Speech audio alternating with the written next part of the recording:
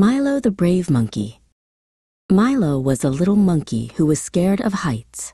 Milo एक लहान मखाड होता. त्याला उंचीची खूप भीती वाटायची. He saw the most delicious yellow banana at the very top of the tallest tree. त्याने सर्वात उंच झाडावर एक खूप सुंदर पिवळं केळं पाहिलं. He tried to climb, but his legs felt wobbly. I can't do it, he whispered, and climbed back down. त्याने चढण्याचा प्रयत्न केला, पण त्याचे पाय थरथर कापायला लागले. मी हे करू शकत नाही, तो हळूच म्हणाला आणि खाली उतरला. A wise old owl named Hoot saw him from a nearby branch. What's wrong, little one? Hoot asked. जवळच्या एका फांदीवर बसलेला हूट नावाचा एक शहाणा घुबड त्याला बघतो. काय झालं बाळा? हूटने विचारले. I'm scared of heights, Milo sniffled, but I really want that banana. मला उंचीची भीती वाटते. मिलो रडवेला होत म्हणाला, पण मला ते केळं खूप हवंय.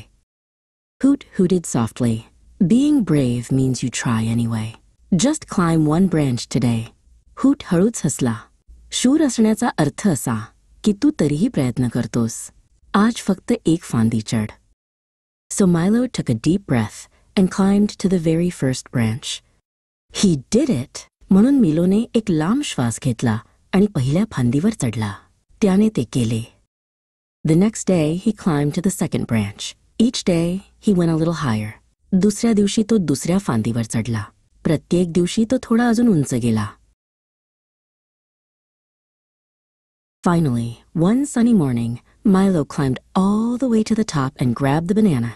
शेवटी एका सूर्यप्रकाशित सकाळी मिलो चढत गेला आणि अगदी शेंड्यावर पोहोचला आणि ते केळं पकडलं.